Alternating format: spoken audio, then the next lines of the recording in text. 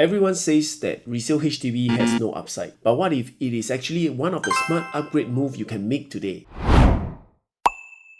Hi guys, welcome back to the channel. Today we are going to talk about something that many upgraders have been considering, but not many are talking about it. Is buying a resale HDB really a dead end, or is it another strategic move? How to do it right? When should you do it? And who should be considering this move? In today's video, we are going to break it down into three parts. First of all, we'll talk about the three paths that most upgraders will take. And then we'll look into how HDB still solve real problems, and you have to stay to the end because lastly we will talk about how HDB policies may make resale HDB more valuable in the future. Now, if you have been watching my video and yet to subscribe, do me a big one, hit that subscribe button now, and just know that you can always unsubscribe if you find that I'm not talking sense. And if you have any questions about your upgrading situation, hit me up over here and let's have a chat about it. Most of my viewers are upgraders and generally moving from a HDB. And usually there are three paths that people take when doing upgrading. Upgrade to a private condo, upgrade to a new launch, or upgrade to a resale HDB. Each of these serve a very different purpose, and one may argue that if you are looking into the new launch, you are looking for capital appreciation and safe entry. If you are looking into a resale condo, you prioritize immediate own stay as well as good potential appreciation. And if you're looking to upgrade to another HDB, you are focusing on own stay and less expectation on the upside. Now, there's a common narrative. Today, let's dive deeper together and understand why people are not expecting upside from a resale HDB. If you look at the HDB resale price index for the last 15 years, you will see that the last peak pricing was in 2013. And today, we have far exceeded that point, even to the extent that whether the price index dips another 0.1 or 0.2%, prices remain to be at its peak. And understandably, if you are actually entering at this kind of price point, many would say that they will not expect much of a capital upside from there. And that is why they plan for own stay, they plan to hold the HDB for long. Unless you are those who actually bought in the period of 2015 to 2020, where we see a very stable low pricing in that market. And after 2020, of course, we know that COVID actually brought upon a shortage of housing because of the halt on construction. We get this fast appreciation in resale HDB. So the real question is, if you are entering today, is it already too late? Is resale HDB really a dead end? Or people upgrade for many different reasons. And yes, if your main goal is capital gain, a new launch might be something that you should consider. But even so, not everyone would be comfortable with that level of financial commitment. And that is why resale HDB starts to make a lot of sense. If you do not have an intermediate housing option, a new launch may be out of the question for you. Because new launch means waiting 3 to 4 years and you may need that temporary housing. And if you are someone who needs an immediate move in, most people will naturally lean towards the resale property market. And that is something very important because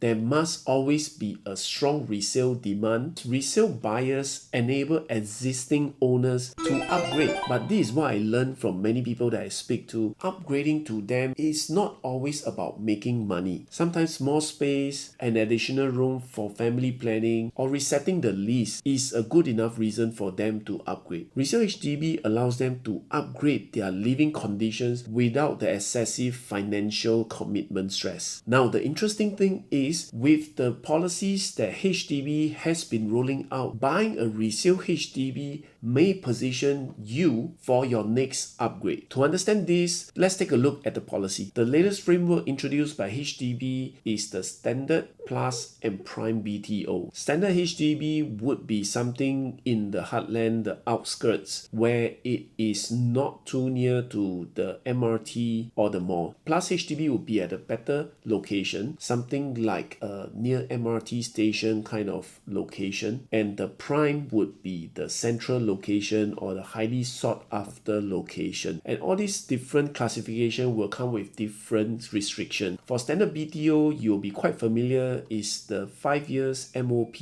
and you can sell it in the open resale market. However, for plus and prime, you'll have a MOP of 10 years. A plus BTO would have a lower clawback rate like 6% for example, or a prime would have as high as like 9 to 12%. And all this clawback rate will be published when they release that project for application. On top of that clawback, when you hit MOP and you decided to sell it in the open resale market, your buyer will need to meet the income ceiling as if they are buying a BTO. If you take an income ceiling of 14,000, which is the current income ceiling, with a maximum tenure of 25 years, you're actually looking at only 796,000 of mortgage loan. And that may impact your resale price, but we'll talk about that a little later. On top of the income ceiling that your resale buyer has to go through, if you are not planning on selling it but to rent it out, you will also need to make sure that you are not renting the whole unit out. You have to be staying there and you can only rent your rooms out. So when someone buys a plus or prime BTO, essentially they will have 10 years MOP,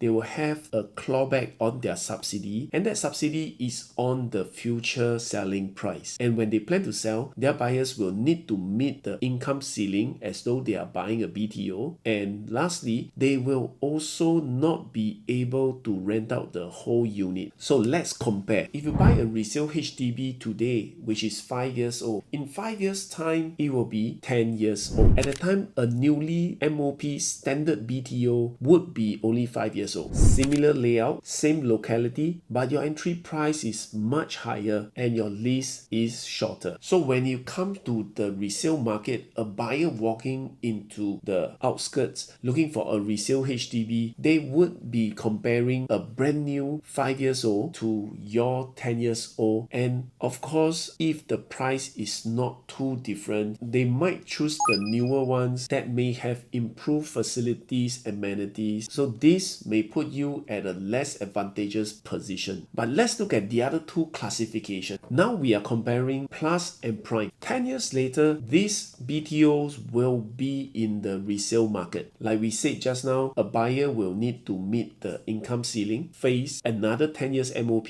They cannot rent out the whole unit, and that will greatly reduce the buyer pool. Now, if you own a resale HDB that is near to those prime and plus BTO, when you want to sell it 5 to 10 years later, your buyers will not have any income ceiling. Their MOP is only 5 years, and after the MOP, they will have the option to rent out the whole unit. In fact, many of the buyers that I met today when I'm marketing a 4-room HDB unit in Telok Blangah, their plan is to buy under one owner and one essential occupier, which means after 5 years, this property can be a rental property for them, renting out the whole unit and collecting high rental for them because of the good location. So when you hold a resale HDB that is near to a prime BTO, imagine 10 years later, your buyers will not have income ceiling. They will only need to serve the 5 years MOP, and they can rent out the whole unit if they want to after MOP. This gives you a wider buyer pool, more flexibility, and stronger exit option. Most people focus on location, but fewer people ask about how many buyers can actually buy the unit from me in future. So imagine that you bought a resale HDB in a prime location today, and you know that there are prime BTOs that are being built right now. That means 10 years later, someone over there will be selling a prime BTO with all that restrictions, while yours will only be about 5 to 10 years older than theirs, but comes with not so much restrictions, and a lot more buyers will be able to buy from you because most importantly, there is no income ceiling.